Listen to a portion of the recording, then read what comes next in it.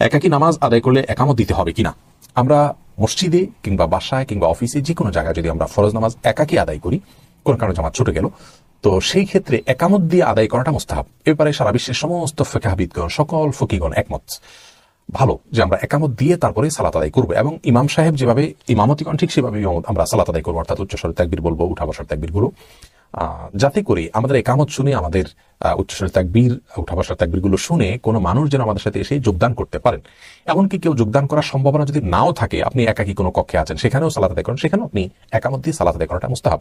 যদি কেউ একামত ছাড়া করলেও তার সালাত হয়ে যাবে, যেহেতু তিনি একাকী সালাত আদায় করছেন, কিন্তু একামত দিয়ে সালাত আদায় করাটা মুস্তাহাব।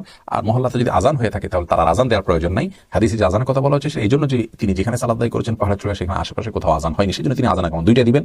কিন্তু আমরা সচরাচর যেখানে সালাত আদায় করি সেখানে আশেপাশে যদি আজান হয়ে থাকে, তাহলে আমরা দ্বিতীয়বার আজান দেওয়ার দরকার নেই, আমি একামত দিয়ে একাকী সালাত আদায় করবো, ইনশাআল্লাহ। একামত ছাড়া দিলেও সালাত হয়ে যাবে।